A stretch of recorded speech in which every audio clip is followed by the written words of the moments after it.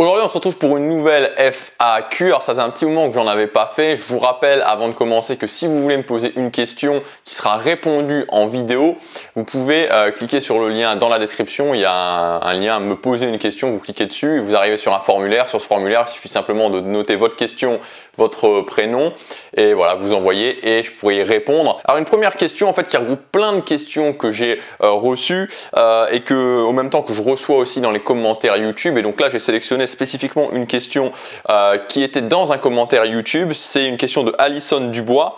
Alison me dit j'ai envie de changer. J'ai pour projet de quitter Paris pour m'installer, me faire muter en Bretagne. Le problème, c'est que je suis en remise en question. Je pèse le pour et le contre, je suis dans l'attente, je veux bien changer mais je ne sais pas quoi faire. Et ce type de questions en fait j'en reçois beaucoup, des questions, est-ce que je dois décider ça, est-ce que je dois décider ça, comment il faut faire, est-ce que je change, est-ce que je change pas, est-ce que je prends le risque, est-ce que je prends pas le risque, comment je fais, qu'est-ce que je dois faire quand je suis dans l'attente. La première chose que je voudrais vous dire et que je veux te dire à toi Alison, la première chose c'est de prendre la décision et ensuite de t'engager. Et pour prendre la décision, tu n'as absolument pas besoin d'attendre 1 heure, 2 heures, un jour, une semaine, un mois, 6 mois, un an. Tu n'as pas besoin de ça. La décision, et ça serait le meilleur conseil que je puisse te donner entre rester à Paris, partir en Bretagne, rester à Paris, partir en Bretagne, c'est de prendre la décision. Et de la décision, de la prendre maintenant, tout de suite. C'est-à-dire que tu te donnes 30 secondes. 30 secondes maintenant en regardant cette vidéo, est-ce que j'y vais, est-ce que j'y vais pas, est-ce que j'y vais, est-ce que j'y vais pas, ok? Et ensuite, une fois que tu as pris la décision, tu t'y engages. Parce que la réalité, c'est que on pense souvent que en attendant, en se préparant, en soupesant le pour, le contre, en prenant un tableau, en faisant 2 colonnes, en notant là, qu'est-ce qui, les plus, les moins, les plus, et tout genre de choses, on va être éclairé et on va prendre une meilleure décision. Tout ça, c'est de la merde, ça sert strictement à rien. Il n'y a pas de bonne décision, il n'y a aucune bonne décision, il y a juste des décisions et donc vous avez le pouvoir, tu as le pouvoir de la prendre maintenant. Crois-moi, si tu fais ça, si tu décides maintenant de prendre la décision, ça va te changer ta vie. Tu vas sortir de ce cercle de l'indécision qui pourrit la vie. Est-ce que je fais le A, est-ce que je fais le B?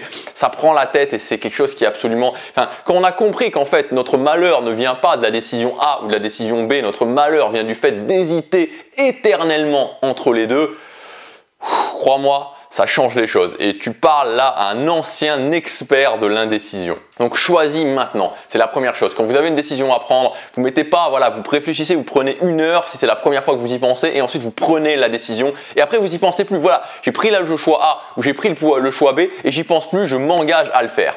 Le deuxième point, c'est ok, imaginons que tu aies pris le choix A et que tu partes en Bretagne, c'est te dire ok, actuellement je travaille à Paris, je veux me faire muter en Bretagne, quelles sont les étapes logiques que je vais devoir faire entre mon point de départ, je suis à Paris, et mon point d'arrivée, je suis en Bretagne avec le job que je veux, voilà, avec la maison, enfin bref, je ne sais pas ce que tu veux exactement, mais voilà, les étapes logiques entre le point A et le point B. Tu peux le faire soit du point de départ au point d'arrivée, soit du point d'arrivée au point de départ. C'est à ce moment-là que ça devient intéressant de se former, c'est à ce moment-là que ça devient intéressant de se faire coacher par des gens qui sont déjà passés par là et qui vont pouvoir t'aider à dire ok, comment tu peux gérer la situation si tu as besoin d'aide. Et donc tu te dis ok, soit je le fais seul, soit je le fais avec quelqu'un, soit je me fais coacher, mais ensuite tu fais ta liste d'étapes avec les meilleures idées que tu as si tu le fais toute seule et tu le fais. C'est-à-dire que tu ne te poses pas des questions, est-ce que c'est les bonnes étapes et si je faisais différemment? Non, ok, j'ai ma liste de 5-10 étapes et je commence tout de suite maintenant à faire ma première étape et je mets toute mon énergie dans la mise en place de cette première étape et je vais ajuster au fur et à mesure. Donc premièrement, je prends la décision et je m'engage. Deuxièmement, je fais une liste d'étapes logiques et je commence tout de suite à faire la première étape. Troisièmement, j'arrête d'avoir peur. Pourquoi j'arrête d'avoir peur? Non pas parce que je sais que c'est la bonne décision, parce qu'encore une fois, il n'y a pas de bonne décision, mais j'arrête d'avoir peur parce que je sais que le plus important, et ce qu'il faut que je me dise, et ce qu'il faut que tu te dises, c'est que quoi qu'il se passe, même si je vais en Bretagne, et même si en Bretagne c'est une catastrophe et que je déteste, non seulement tu auras fait ce que la plupart des gens ne font pas, c'est-à-dire que tu seras passé à l'action, tu auras décidé et tu seras passé à l'action, ok, tu auras fait une erreur, mais c'est la démarche du succès, et ensuite tu as le pouvoir en toi. Quand on comprend qu'on a la responsabilité et qu'on a le pouvoir par nos actions, on se rend compte que quoi qu'il se passe, quoi qu'il arrive, si on passe à l'action au quotidien, on pourra toujours ajuster, on pourra toujours ajuster. Les gens qui ont du succès, c'est pas les gens qui prennent les bonnes décisions, les gens qui ont du succès, c'est les gens qui agissent, qui font plein d'erreurs et qui passent à l'action au quotidien pour ajuster encore et toujours. Comme tu l'as bien dit dans ta question, le problème que tu as, c'est ni la décision A ni la décision B, le problème que tu as, c'est tu es dans l'attente.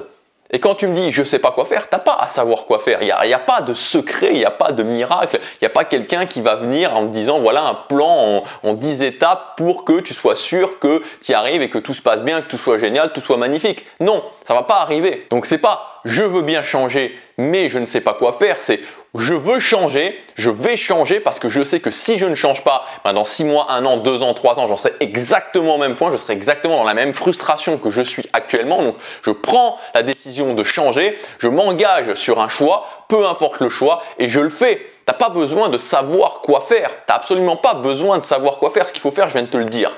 Ce qu'il faut faire, c'est prendre la décision, faire une liste d'étapes avec les meilleures idées que tu es et passer à l'action. C'est tout. Donc maintenant, tu as ton choix. Ton choix, il est là, il est tout de suite. Il est entre faire ce que les gens qui ont du succès font ou alors rester dans la majorité qui va vivre une vie par défaut, qui va vivre la frustration encore et toujours au quotidien. Et comment tu peux choisir justement? Précisément en prenant une décision. Est-ce que tu y vas? Est-ce que tu y vas pas? Si tu décides maintenant, que tu t'y engages et que dès demain tu te mets à l'action par rapport à la décision que tu auras prise, crois-moi, ta vie, elle change. Deuxième question, alors j'ai plus la question en fait parce que elle est sur, j'avais pris une capture d'écran sur mon iPhone, mais j'ai juste l'idée de la question que j'ai notée en fait. L'idée c'était Lucie qui m'envoyait une question en me demandant si elle hésitait à la fin de ses études, je crois, entre partir 1 an comme jeune fille au pair en Angleterre ou alors rester et continuer ses études. Et donc elle hésitait et on est un petit peu dans la même catégorie que plein de questions que je reçois avec la question de Alison juste avant ou qu'une question que Christophe m'a posée aussi en commentaire il y a quelques jours, hier ou avant-hier, qui était est-ce que je reste à Marseille ou est-ce que je vais m'installer à Paris? Bref, toujours ce même type de choses, sauf que là, la différence c'est que, et c'est pour ça que j'ai voulu aussi sélectionner cette question, c'est que Lucie, a priori j'imagine que tu es plutôt jeune, c'est-à-dire que tu as moins de 30 ans et tu as même peut-être juste 20 ans. Et pourquoi je dis ça? Tout simplement parce que je pense qu'il y a un truc qui est absolument fou, c'est que on empêche en fait les gens qui ont 20 ans, les jeunes qui ont 20 ans, de tester un maximum de choses. C'est-à-dire qu'on leur dit ok, non, surtout ne fais pas ça, surtout ne prends pas cette année pour tester cette chose-là parce que si tu arrêtes tes études, tu vas jamais les reprendre. Et si tu rates tes études, c'est une catastrophe. C'est une catastrophe. Ta vie, elle est finie. Si tu rates tes études, c'est une catastrophe. Ou alors, ok, tu as fini tes études et tu voudrais tester ça, prendre une année sabbatique pour tester ça. Non, ne le fais pas, ne le fais pas. Ça va être une catastrophe. Tu trouveras plus de job. Si tu trouves pas de job, c'est fini. Ta vie est terminée. C'est une catastrophe. Ou alors, tu es dans un job qui te plaît pas et tu te dis ok, je voudrais changer de job, je voudrais arrêter pour tester d'autres choses. Non, le fais pas. Si jamais tu trouves pas, tu vas avoir un trou dans ton CV et là c'est une catastrophe, ta vie elle est finie. Ça encore, tout ça c'est un tas de conneries. Pour moi, c'est vraiment un tas de conneries parce que entre 20 et 30 ans justement, je trouve ça tellement dommage qu'on dise aux jeunes que ils doivent absolument finir le lycée, puis ensuite faire leurs études et puis vite trouver un job et vite rentrer dans le moule parce qu'on les castre complètement en fait, on les casse complètement et après ce qui se passe c'est qu'à 30 ans, 35 ans, 40 ans, 45 ans, on regrette, on se dit putain mais il me reste encore plein de temps parce qu'à 40 ans on a encore plein de temps et on se dit putain mais mince quoi, j'ai pas fait ça, je suis rentré directement dans un job qui me plaisait pas, dans une vie qui me plaisait pas parce que sinon ça allait être soi-disant la catastrophe. Et aujourd'hui, je regrette. Donc moi, mon conseil, c'est vraiment de vous dire, ok, de 20 à 30 ans, testez un maximum parce qu'à 30 ans, vous aurez toujours largement le temps de vous remettre sur les rails. Mais largement le temps de vous remettre sur les rails. Donc moi, je crois que vraiment, ça serait ça qui serait pour moi le plus efficace de dire aux gens qui ont entre 20 et 30 ans et que ce soit un message de la société même qui serait, ok, entre 20 et 30 ans, testez le plus de choses possible et ensuite à 30 ans, vous pourrez décider. Et d'une façon générale, pour ceux qui ont peur de se dire ok, qu'est-ce qui se passe si j'ai pas de job, qu'est-ce qui se passe si j'ai un trou dans mon CV, qu'est-ce qui se passe si on veut pas de moi, qu'est-ce qui se passe si je fais pas d'études, il faut bien comprendre et ça se mettre une bonne fois pour toutes dans la tête et c'est mon point de vue que ce monde-là, ce monde où c'était des entreprises, des grosses entreprises qui allaient décider, qui allaient vous prendre, qui allaient vous garder pendant 20 ans et si vous aviez un trou dans votre CV, ça allait être une catastrophe, c'est fini, c'est mort de chez mort. Les gens qui continuent à raisonner comme ça, ils vont avoir de très grosses désillusions dans les années à venir et même maintenant, il y en a beaucoup qui ont de très grosses désillusions. Donc la solution, elle est claire, elle est simple, misez sur sa propre valeur. Peu importe si vous avez un trou sur votre CV, si vous avez pris des années sabbatiques, si vous avez testé, si vous êtes parti dans des modes de vie alternatifs. Ce qu'on ne pourra jamais vous enlever, c'est votre valeur. Si je deviens une opportunité pour les autres, si je construis suffisamment ma valeur en investissant sur moi notamment, en travaillant avec les meilleurs, en testant des choses, Je deviens une opportunité pour les autres. Croyez-moi, il n'y aura aucun problème. Tout le monde vous prendra. Aujourd'hui, je prendrai prestataire. Demain, peut-être que j'engagerai des gens. J'en ai rien à faire de savoir s'ils ont testé des choses. J'en ai rien à faire de savoir s'ils ont fait des études ou pas. Moi, ce que je veux, c'est ok, montre-moi ce que tu as fait, montre-moi des résultats. Point à la ligne. Et si tu n'as pas de résultats, bah ok, je te prends à l'essai. Tu seras peut-être moins payé. Je vais te tester. Et si tu conviens, bah ok, on montera petit à petit. Donc honnêtement, voilà, c'est plus dans la capacité à ok, comment je vais démarcher les gens, plus dans la capacité ok, comment j'augmente ma valeur à tous les niveaux, que ce soit dans ma propre valeur, que ce soit dans mes capacités sociales. C'est ça qui va faire la différence, comment je pense différemment des autres.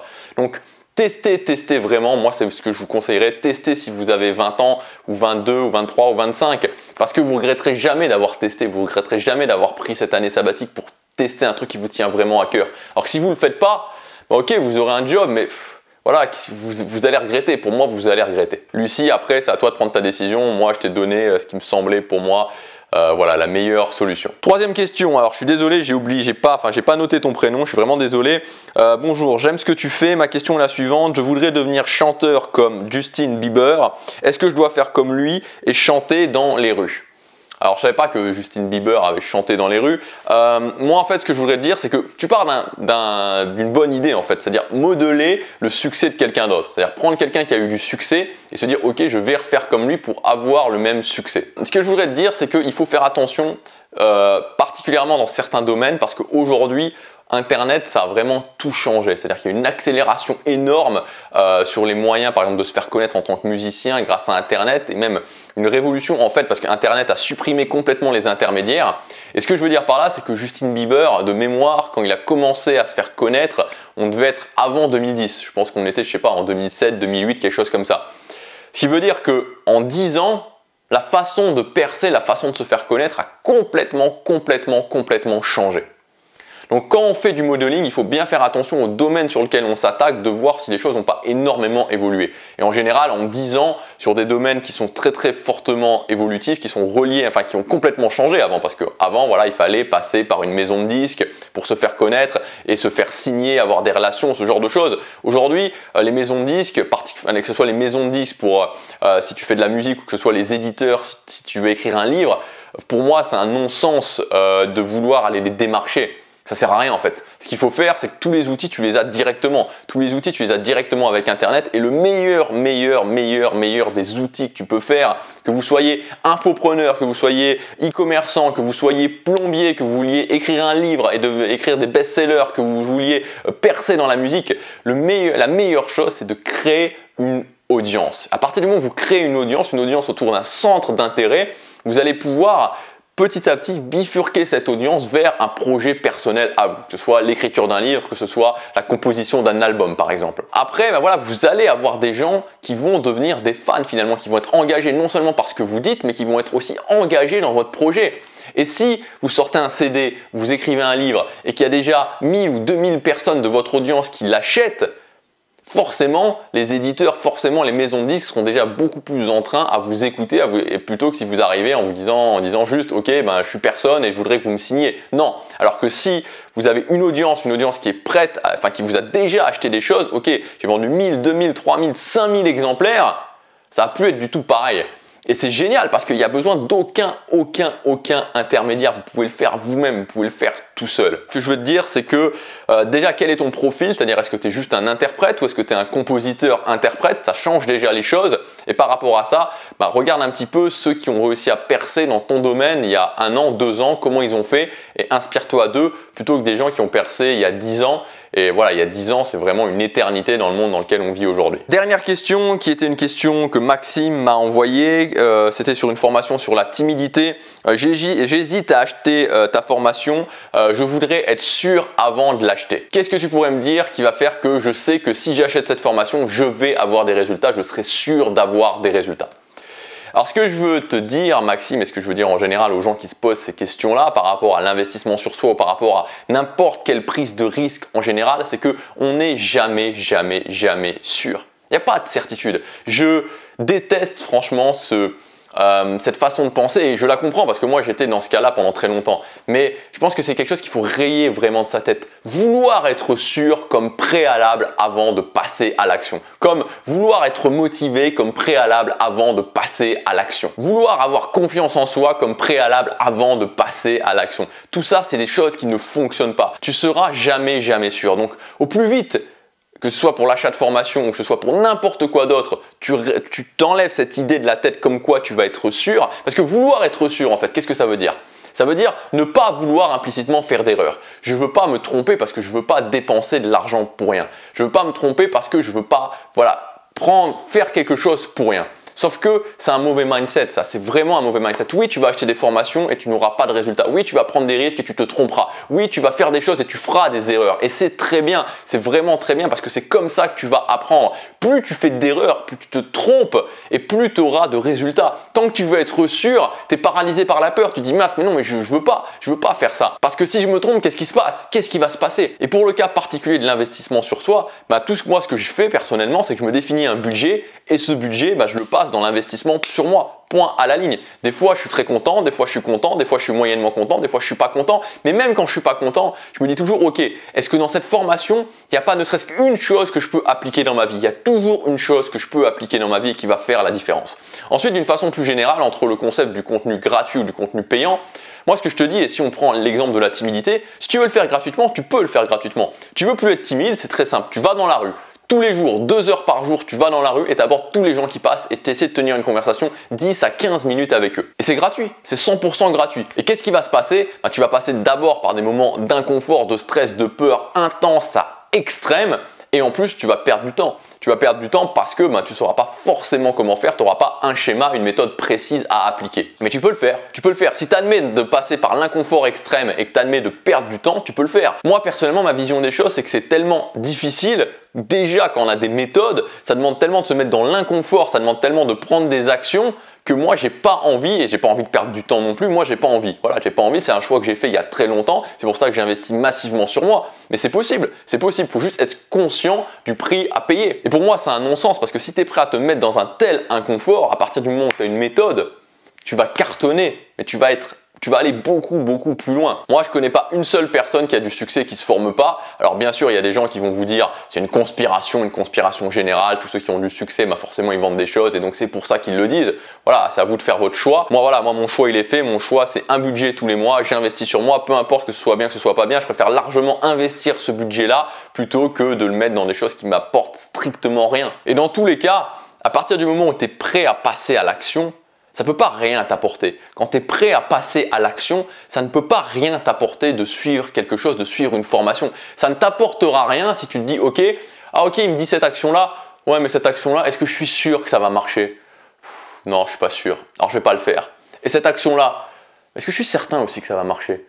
Non, je suis pas sûr à 100%, donc je vais pas le faire. Donc tu vois qu'en fait, tout ce mindset de vouloir être sûr, ça pourrit non seulement tes décisions pour prendre des risques, mais même quand tu admets de prendre le risque, ça va pourrir aussi ta façon de le faire parce que tu vas dire non, je suis pas sûr que ça va fonctionner, donc je le fais pas. Le bon mindset, c'est de se dire ok, je prends le risque, peu importe que ça fonctionne ou que ça fonctionne pas, dans tous les cas, je serai gagnant parce que j'aurai pris action et ensuite, tout ce qu'on me dit de faire, je le fais. Je me pose pas de questions et j'agis et je le fais au moins pendant 2 mois, pendant 3 mois et ensuite, après avoir agi massivement, je me pose des questions et j'en tire des conclusions. Il y a tellement de gens qui tirent des conclusions avant d'avoir agi. Comment on peut tirer des conclusions avant d'être passé à l'action? On peut pas, c'est juste le fruit de notre imagination. Pour moi, la notion principale, c'est l'idée de vouloir être sûr, oublie, c'est de la merde et passe à autre chose, dis-toi ok, je vais faire plein d'erreurs et sois content de faire des erreurs, peu importe le domaine parce que ça te fera avancer et dans tous les cas, quand tu es prêt à passer à l'action, tu perdras jamais. Voilà pour cette FAQ. Si vous voulez me poser des questions précises et j'y répondrai de façon aussi précise que possible, vous avez le lien dans la description. Je vous dis à demain, passez à l'action, chaque jour compte.